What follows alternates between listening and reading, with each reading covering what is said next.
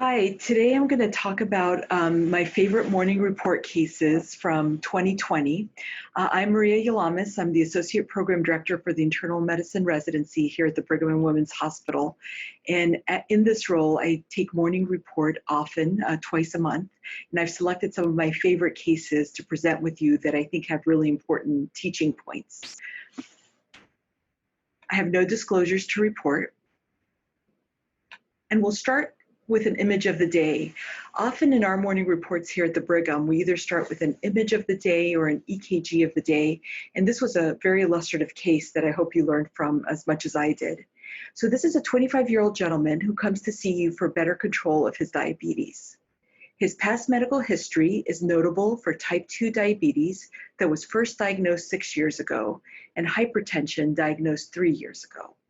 Initially, he was placed on metformin, but due to gradually poorer control of his diabetes, he was started on insulin.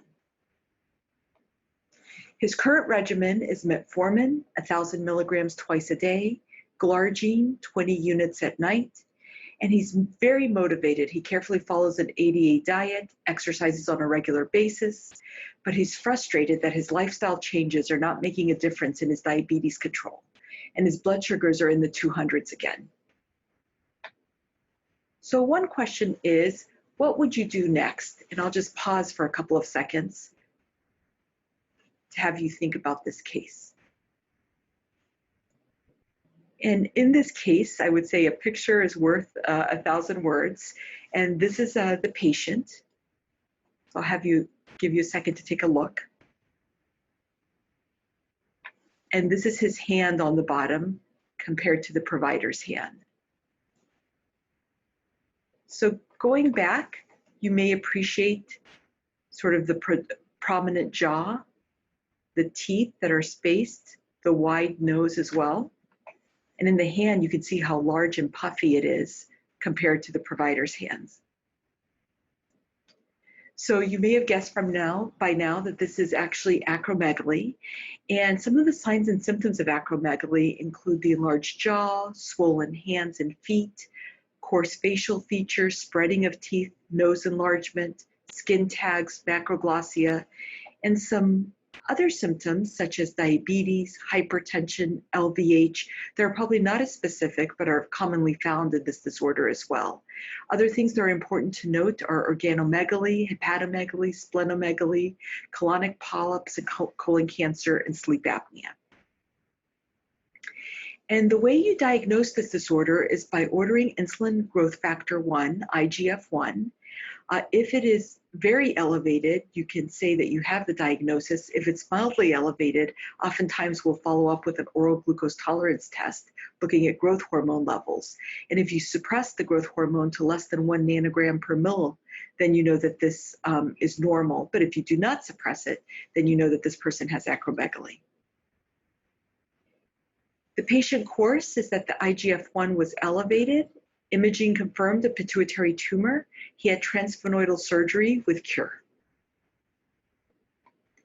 And the reason I present this case is not that I think acromegaly is so important to know how to diagnose, because it is a very rare disorder, but because this case forces us to think of secondary causes of hyperglycemia.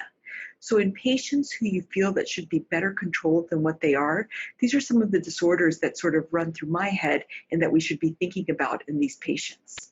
Acromegaly, such as in this case, Cushing's syndrome, either endogenous or exogenous steroid administration, pheochromocytoma, so if someone has flushing episodes and hypertension, this can cause some hyperglycemia.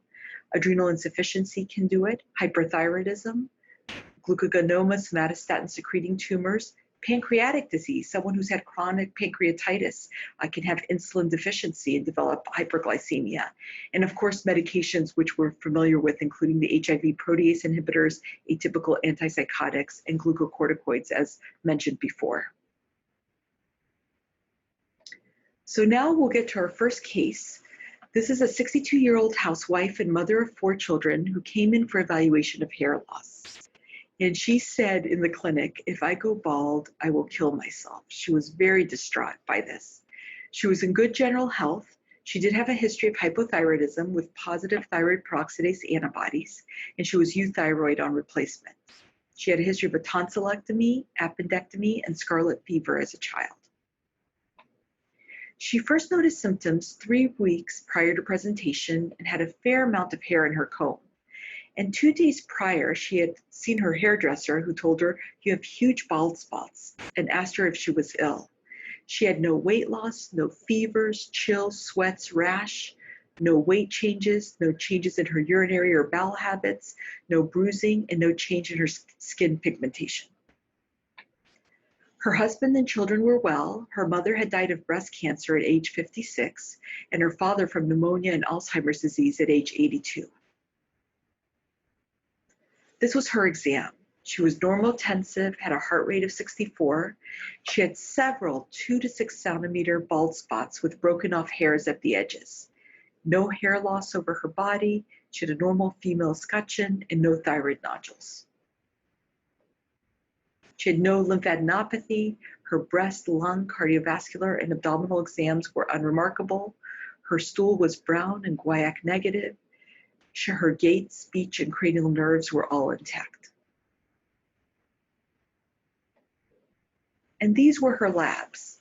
Her white count was 3,100 with 62% polys, hematocrit 36%, platelets 224,000. Her kidney and liver function tests were normal. So my next question is, what additional tests would you want to perform in this woman with hair loss and with these labs? And I'll give you a couple seconds to think about it.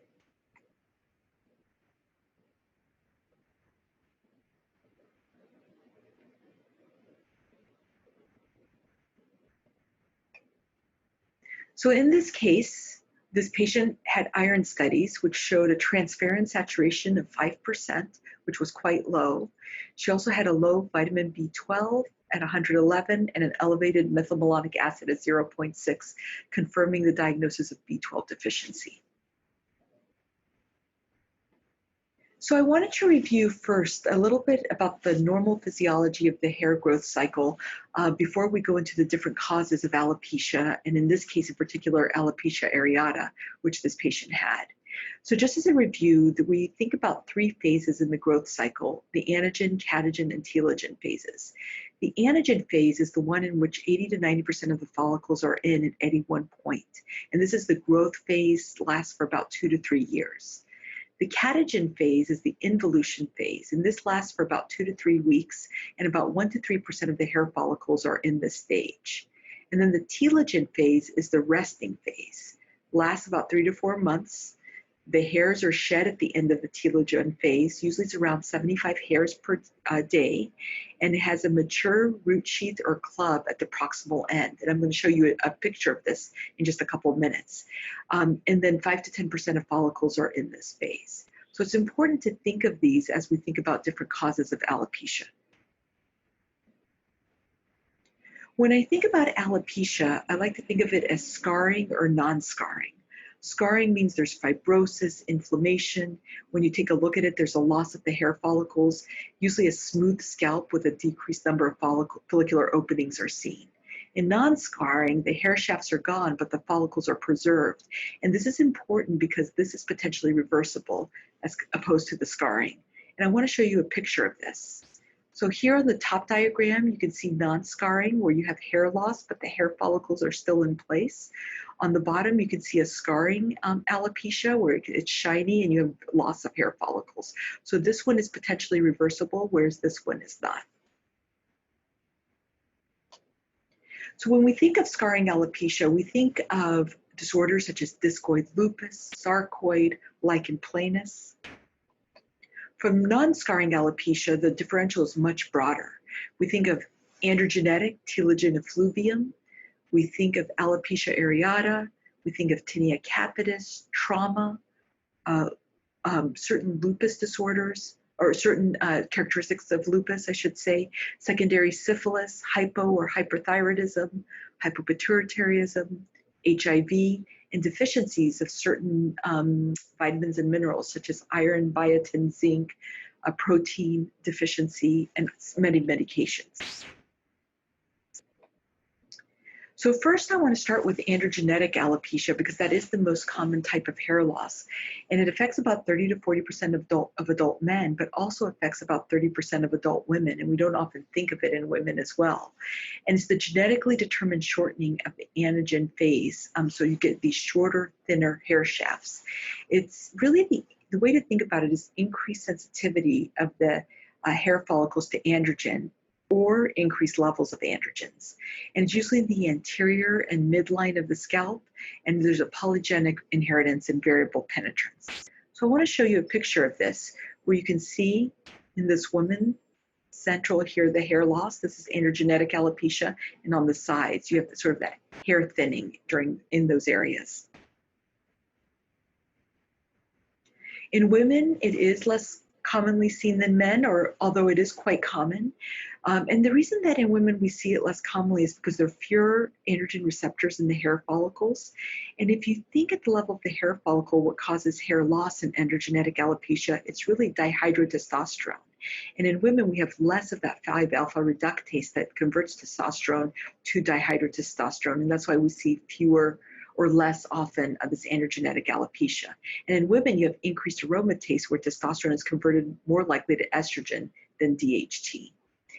In a woman who has androgenetic alopecia, you do want to rule out androgen excess, and some questions that you may want to ask, specifically looking for virilization, is acne, rapid onset of hirsutism, a male escutcheon, and evaluate for clitoromegaly.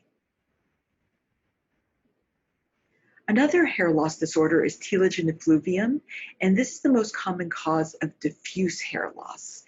And this is the diffuse shedding of normal hairs, these clubbed hairs, and it most often follows a major illness or postpartum.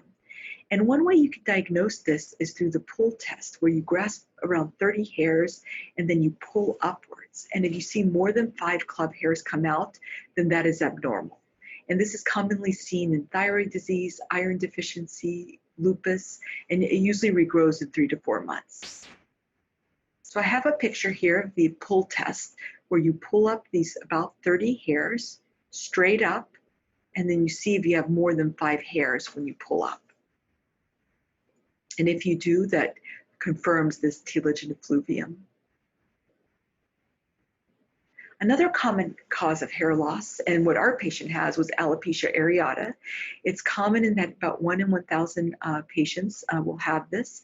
And this is a T-cell infiltrates around the hair follicles. It is associated with other autoimmune diseases, whether it's vitiligo, thyroiditis, or pernicious anemia. And our patient that we presented had hypothyroidism and also ended up having pernicious anemia as diagnosed by her low B12, elevated methylmalonic acid, and further testing down the road. And it's smooth, circular, discrete areas of complete hair loss, and they're black dots of the hair broken a few millimeters from the scalp at the edge of the lesion. So I've been mentioning a lot about what clubbed hairs look like. This sometimes may look more like an exclamation point. The patient may have hair loss on the body and or pitted nails, and this develops over a few weeks but regrows within a few months in 90%. And when I say a clubbed hair, this is what I mean by a clubbed hair at the very root, whereas an exclamation point would have the loss of this clubbed hair root. So just sort of thinking of it cut off here at the base.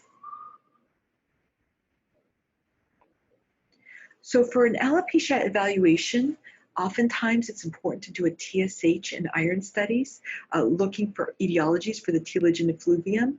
And also in alopecia areata, there may be association with thyroiditis as well. So that's why the TSH will be important to order. You want to rule out trauma. In telogen effluvium, you want to look at a number of medications to see if they're present that can actually cause hair loss. Warfarin, beta blockers, clonidine, heparin, PTU, amphetamines, vitamin A, and lithium. You want to look at maybe an ANA and VDRL, especially if you have telogen effluvium and alopecia areata, and then the B12 in patients with areata because it's associated with pernicious anemia.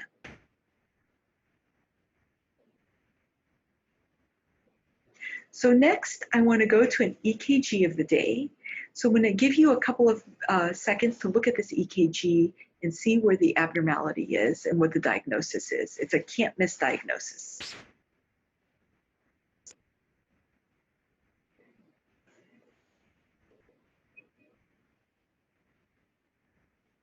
So I hope you're focusing here at V1, V2, where you have this J-point elevation and this sloping downwards. So this is Brugada pattern and may represent Brugada syndrome. So again, it's this elevated J-point and this sloping that you see in V1, V2. So this is a can't miss diagnosis. And the reason it's important is because it can be a cause of polymorphic VT and sudden death. It's often familial, usually a channelopathy, usually with the sodium channel, and it can be provoked by certain medications, antiarrhythmics, as well as stress. And you can see similar T wave abnormalities in the lateral leads in hypothermia and hypercalcemia. But if you see this J-point elevation in the ST segments, downsloping in V1, V2, you know that that's what the diagnosis, you have to rule out Brugada syndrome. So next I'm going to move on to another case which I thought had a lot of good teaching points, and I hope you think so as well. This is a 59-year-old man with an extensive cardiac history, including coronary artery disease and ventricular tachycardia, who presented with epistaxis. He had been quite ill over the last 4 weeks, and I'm going to summarize that course.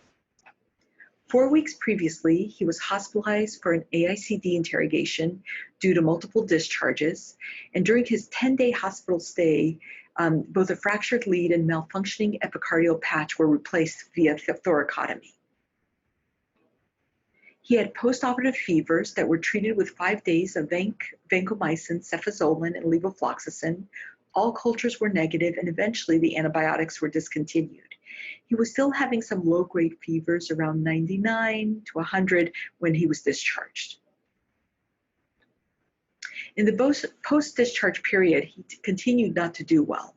He experienced malaise, fatigue, anorexia, had an 8-pound weight loss, and diarrhea. He had no tactile fevers, and one day prior to admission, he developed a right-sided headache without visual changes, nuchal rigidity, altered speech, or local weakness. On the day of admission, he developed new epistaxis that did not resolve with local compression. He also noticed blood in the sclera of his right eye. So he went to the emergency room, and on his way there, family members noted his left leg and right arm were shaking, associated with mild confusion, but no loss of consciousness. He had no bladder or bowel incontinence, no chest pain, orthopnea, or palpitations, and no head trauma. And this is his past medical history. He had type 2 diabetes, coronary artery disease, the ischemic cardiomyopathy with an EF of 40%, VT with the AICD placement, as I had mentioned, a diverticulitis, a CVA in 97, hypertension, hypercholesterolemia, and obesity. His medications included lisinopril, atenolol, amiodarone, warfarin, aspirin, and ranitidine. He had no allergies. He lived in the North End with a male partner. No known TB risk factors, no tobacco, intravenous drug use, or significant alcohol use. His father had a history of lung cancer and his mother had a stroke. And this is his physical exam. He had a fever, 101.4. His pulse was 80. His blood pressure was 146/60. He was 96% on 2 liters and had a respiratory rate of 20. He was awake, diaphoretic, soaked through his clothes. He was confused, but able to follow simple commands such as open your eyes, open your mouth. His skin showed multiple ecchymoses. He had mild incisional erythema, but no evidence of external wound breakdown or drainage, and he had poor skin turgor. He had a right conjunctival hemorrhage. Extraocular movements were intact. His JVP was flat. His neck was supple. He had bibasilar crackles. On cardiovascular exam, he had a 2 out of 6 systolic ejection murmur, no peripheral edema. He was tremulous with reflexes 3 to 4 plus. And these were his labs. I'll give you a minute to look at this.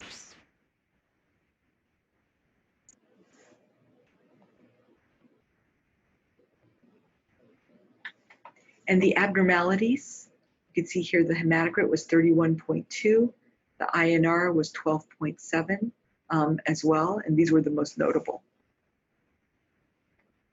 He had a chest x-ray which showed cardiomegaly with no infiltrates.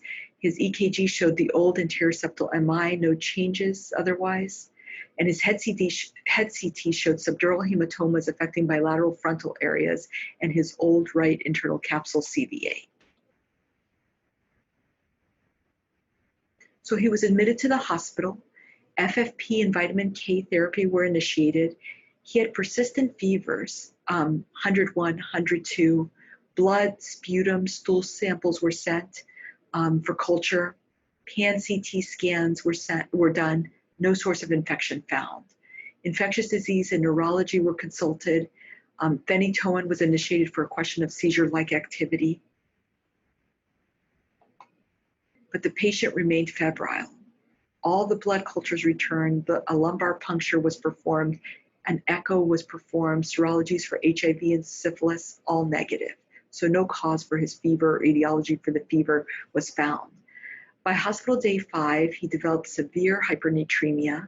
Sodium was 163 and worsening mental status changes. His temperature was up to 104.5 and his respiratory rate was 40. So what would you do next? And I'll give you a couple seconds to think about it. In this gentleman with a recent procedure and recurrent fevers.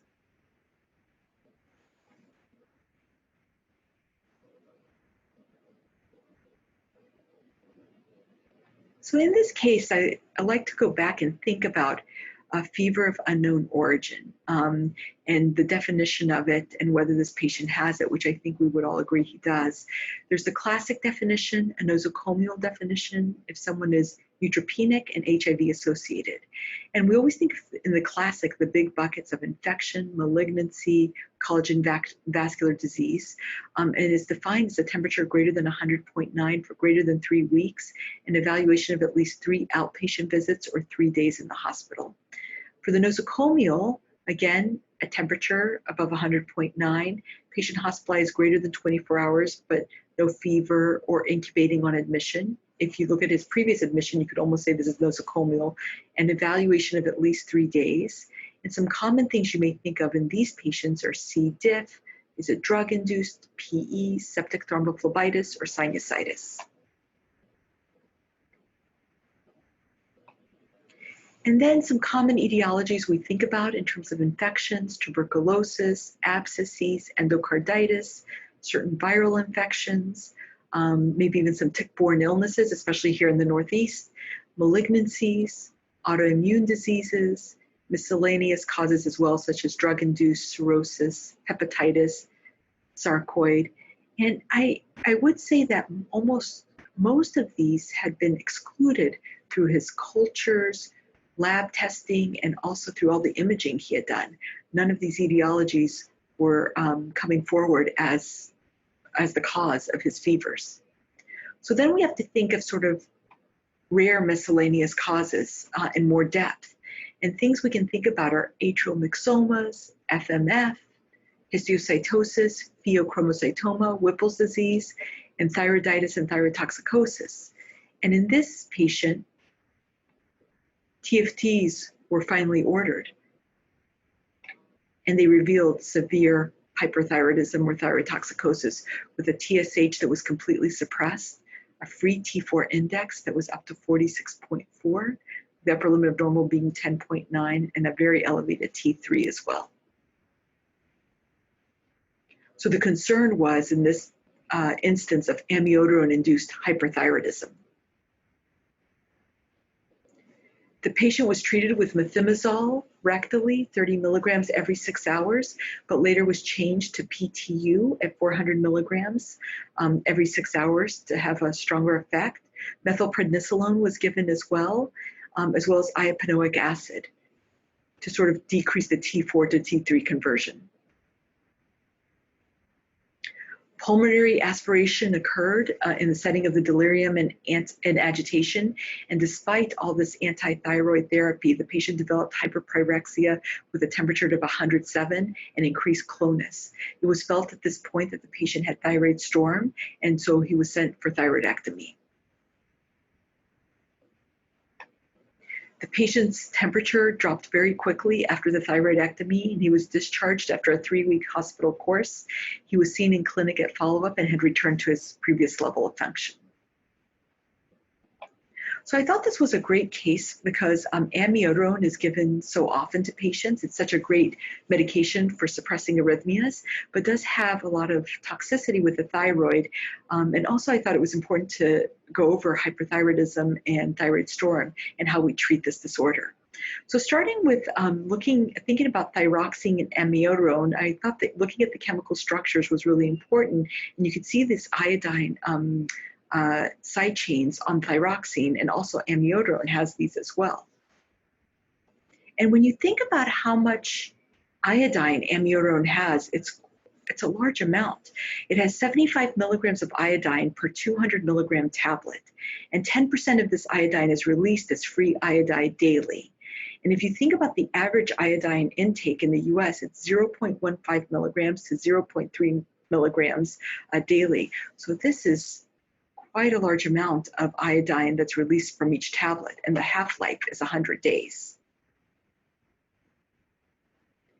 When you think about large amounts of iodine or iodide and how those actually affect the thyroid function, it actually blocks the interpituitary T4 to T3 conversion. So iodine is very effective at blocking a T4 to T3.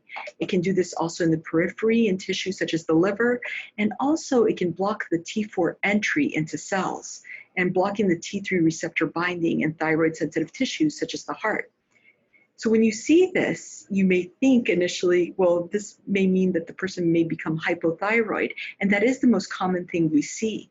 And when patients are initiated on thyroid treatment, you can see here by weeks 2, 4, 6, and so forth, and you look at the T4, the T3, and the TSH levels, you can see sort of at that 8 to 10 week mark, you have a marked elevation in TSH. You have a drop in the T3 as well because of that blockage of the T4 to T3 conversion, and then you reach a steady state. So many patients will have this transient elevation in TSH before they become euthyroid again. But with this, there are a number of patients that will develop true hypothyroidism or hyperthyroidism when they are on amiodarone. And this graph looks on the x-axis at amiodarone treatment in years, so 1, 2, 3, 4, and the probability here on the y-axis of remaining euthyroid. And you can see with every year, there's a drop in the number or decrease in the number of patients that remain euthyroid. And when you look at what's the etiology of this thyroid disease, hypothyroidism is stepwise, 1.5 to 2 years, then remains stable, but the thyroid toxicosis starting at year 3 becomes much more common and starts to increase. So just remember that even though the patient may have been on amiodarone for an extended period of time, they still have that risk of thyroid toxicosis years down the road. There are 2 types of hyperthyroidism that are seen with amiodarone. One is called type 1, the other one type 2. Type 1 is due to the iodine itself. So you can imagine if someone has a nodule that's a hot nodule, if there's a lot of iodine given, that actually that patient may uptake that in the nodule that iodine is taken up, and they develop hyperthyroidism. So that's sort of that, or even multiple nodules, and that's why this patient develops hyperthyroidism. There's also a Graves' disease where the patient uptakes the iodine and develops Graves' disease, and these are all considered type 1 due to the iodine. The destructive thyroiditis is from the non-iodine portion of the amiodarone that actually causes just a release of thyroid hormones, such as you would see maybe some postpartum thyroiditis or some viral thyroiditis. So it's sort of a destructive picture. So the question is, how do you treat hyperthyroidism when someone is severely hyperthyroid and thyrotoxic? One, you want to think about inhibiting synthesis of thyroid hormone, and you can do this with methimazole or PTU. You want to inhibit thyroid hormone release. You can do that with iodine or lithium. In these cases, they're inundated with iodine from the amiodarone, so oftentimes you don't add iodine or lithium to these patients. And also surgery can be very effective. Thinking about the peripheral effects of thyroid hormone, you want to inhibit that T4 to T3 conversion. PTU does this much better than methimazole. Steroids can do it, such as the methylprednisolone, iapanoic acid, although this is really not given that much anymore, and propranolol of the beta blockers is the most effective at inhibiting this. And then sometimes if someone is severely hyperthyroid, you can remove excess thyroid hormone with plasmapheresis.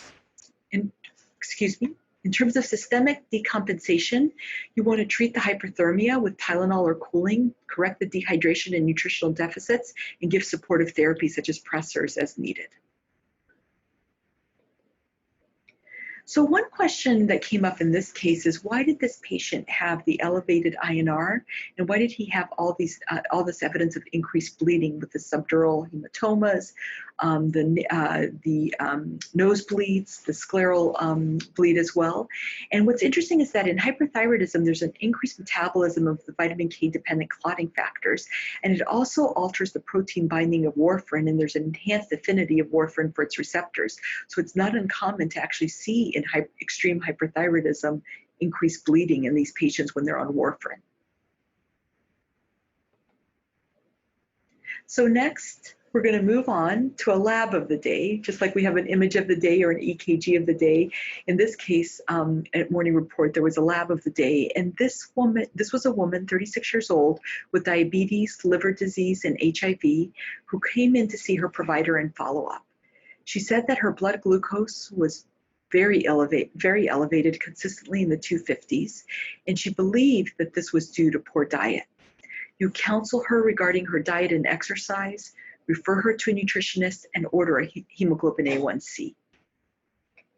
And her hemoglobin A1C returned at 6.8%. And the provider was surprised at this A1C. What value did you expect based on her blood sugar in the 250s? And I'll give you a couple seconds to think about that.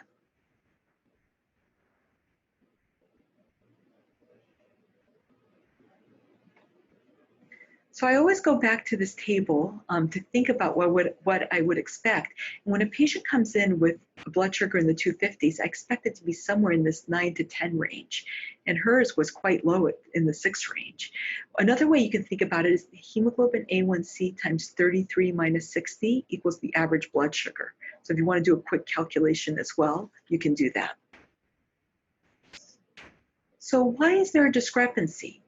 Could it be there's something wrong with her glucometer, the timing of her testing? Maybe there's something wrong with our hemoglobin A1C assay and it's incorrect. But also there are other etiologies we think of, and that is whether something that is increasing the turnover of the red blood cell. So could it be treatment, active treatment of iron, folate, or vitamin B12 deficiency, or hemolysis in this patient? So when we think about the hemoglobin A1C, we know that red blood cells are freely permeable to glucose, and glucose irreversibly attaches to the hemoglobin. And that's why the hemoglobin A1C represents 3 months of blood sugar readings, because of the lifespan of that red blood cell. So increases in red blood cell turnover can give you a falsely low hemoglobin A1C. So in this patient, she had a hematocrit that was 36%. Iron studies, folate, and B12 were all normal, and she was not on recent treatment for these deficiencies. And her hemolysis labs showed that an LDH was elevated at 285, and her haptoglobin was less than 8. And it was felt that she had hemolysis probably from her liver disease, so that's why her hemoglobin A1C was an inaccurate measure of her blood sugars. So given that, the next question was, how could you check her blood sugar control? And I'll give you a couple seconds to think about that.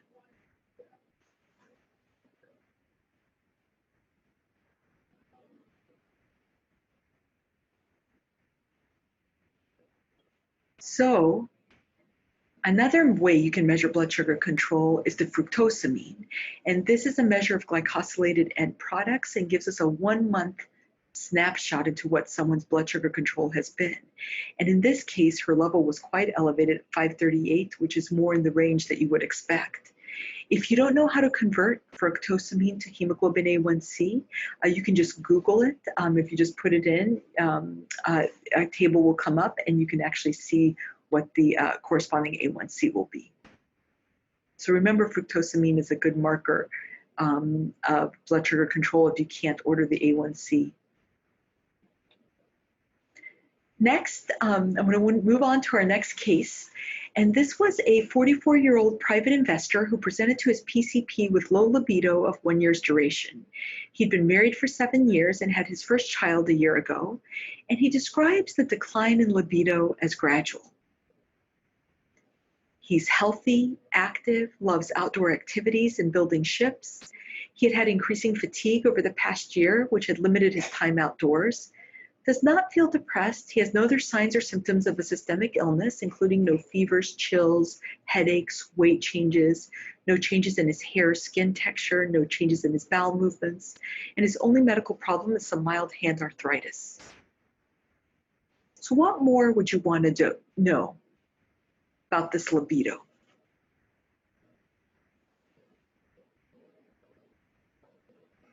So when I think of low libido, I think of these different categories. One is it's psychiatric, thinking about depression or an anxiety disorder.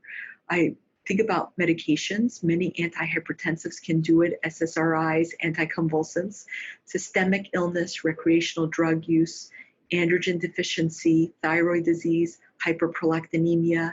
We know even mild elevations in prolactin can cause low libido, and erectile dysfunction can cause people to have low libido, and then that can result in erectile dysfunction. That can be a cycle as well. And so these are the different things I think about. And in this patient, he's on really no medications, no evidence of systemic illness. We don't know yet about androgen deficiency. We may need to ask some more questions. Thyroid disease, hyperprolactinemia, and erectile dysfunction. So these are all the things that we should think about in this patient. So he describes normal pubertal development, and in addition to the low libido, he has noticed decreased morning erections and decreased ejaculatory volume. And I want to pause here to talk about the decreased morning erections. When that is the case, it makes psychiatric much less likely because that is seen more in hormonal deficiencies that we see this decrease in morning erections. He's had no change in the frequency of his shaving, no breast enlargement, no change in his testicular size, and no headaches or vision changes. He's on no medications, no tobacco, rare alcohol, no illicit drug use. His family history is unremarkable for any thyroid disease, delayed puberty, or infertility. And this is his exam. He's normotensive, has a normal pulse. He's lean at 162 with a height of 6'4".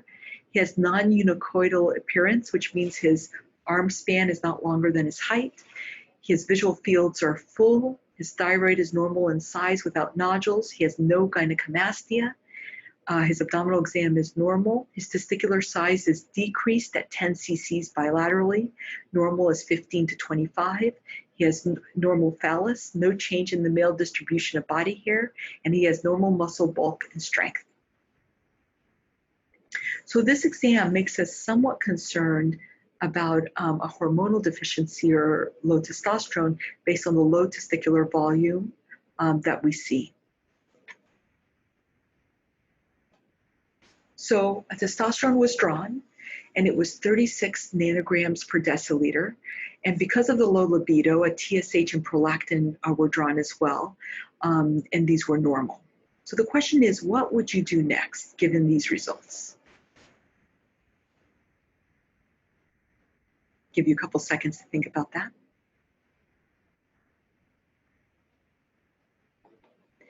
So I always go back to the hypothalamic pituitary gonadal axis when I'm thinking about patients with low testosterone. And we know that it can be a problem at the level of the hypothalamus, pituitary gland, or testes that is resulting in low T. And just as a reminder, GnRH is released by the hypothalamus in men usually every 2 hours to stimulate the pituitary gland to produce LH and FSH, and then the testes secrete testosterone, and also some amounts of estradiol and this protein inhibin B. Testosterone feeds back negatively on the hypothalamus and pituitary gland. So if someone has a low testosterone, because of the negative feedback that is released, you would expect increase in GnRH, so increase in LH and FSH. And when we think about that, that should be the normal response. If you see if you see that elevated LH and FSH, that means there's a problem at the level of the testes, that the hypothalamus and pituitary gland are able to produce enough LH and FSH to try to stimulate the testes, but they're just not responding. If you see a low LH, FSH, or inappropriately normal LH or FSH, it means the pituitary gland or the hypothalamus cannot respond appropriately to that low testosterone. So in this case, an LH and FSH were drawn, as well as the testosterone again. The testosterone remained low at 40, and the LH was below normal, and the FSH was inappropriately normal.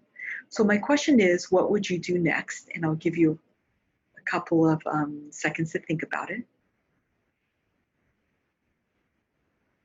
So we know through these labs that the patient has central or secondary hypogonadism. So we want to take a look at the pituitary gland to make sure there are no masses there, and the MRI was negative. In this case, they looked at some of the end organ that testosterone affects, such as the bones, to see if there was any evidence of osteoporosis, and this patient did have a T-score of minus 2.5. A semen analysis was done and showed azoospermia. This is not needed to be done on every patient, but in this case it was, and this patient had a hematocrit of 36%. So next we think about the etiologies of acquired secondary hypogonadism. And the reason we know this is acquired is because this patient had normal puberty and also had a child about a year ago. So we know that he was able to have some endogenous sperm production. So we have to think about other etiologies. Why did this happen? So we know that he had things we think about are benign tumors and cysts, malignant tumors, infiltrative diseases, infections, trauma, radiation, elevated prolactin. So even mild elevations in prolactin can downregulate GnRH, which downregulates LH-FSH and can cause hypogonadism. Critical illness, so anyone in the hospital, especially in the ICUs, could have low testosterone. Chronic systemic illness, glucocorticoids, so someone on high doses of prednisone can have downregulation of GnRH, LH, and then testosterone. Opiates, so people who are chronic opiates, especially methadone, can have downregulation of testosterone.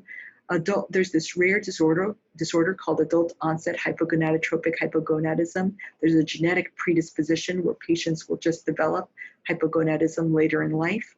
And also steroid withdrawal, so people who take anabolic steroids, when they come off those steroids, oftentimes their bodies do not recover and they have low testosterone. So in this case, from the history, physical exam, and also from the imaging that we've done, most of these things have been ruled out. And we know that these are not the etiology for his hypogonadism. But one thing that we did not assess yet were infiltrative diseases. And we think of hemochromatosis, sarcoid, and eosinophilic granulomatosis in patients who have central acquired hypogonadism. And in this case, iron studies were done, and he had extremely high transferrin saturation at 85%, and his ferritin was 2,400. So in retrospect, that mild hand arthritis may be actually from hemochromatosis. He got genotyped, and he was positive for the gene, one of the genes for hemochromatosis. What's interesting is that hemochromatosis oftentimes will first present with hypogonadism before you see the other end organ effects. And this is mainly due to deposition in the pituitary gland and the gonadotropes, much less commonly in deposition in the testes. In terms of recovery, there's little, if any, data. Most say that if someone is over the age of 40 years, when you diagnose it, the gonadal function does not recover.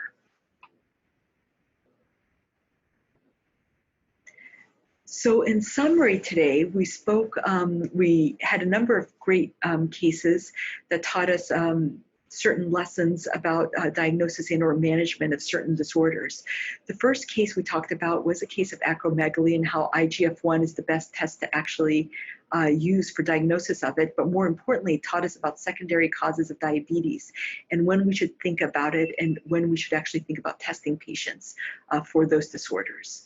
The next case showed us how to diagnose and evaluate alopecia, thinking about telogen effluvium, alopecia areata, and androgenic causes of alopecia. Next, we talked about Brugada syndrome, that J-point elevation and ST slopes in V1, V2, a can't miss diagnosis because of the sudden death associated with it. We spoke about fever of unknown origin and how to think systematically about it, and that when everything is negative, thinking about less common causes, including hyperthyroidism. We next spoke about amiodarone in the thyroid and how it does cause both hypo and hyperthyroidism, and how it's important to think about this on any patient with amiodarone and monitor. And then thinking about extreme hyperthyroidism and thyroid storm and how to treat these patients by decreasing the synthesis of thyroid hormone, blocking that T4 to T3 conversion, and actually giving supportive care. We spoke about the potential inaccuracies in the hemoglobin A1C measurement. If it doesn't make sense, think about what may be going on with the patient and whether fructosamine may be a good way to actually look at the blood sugar control over the last month or a better measure of the A1C.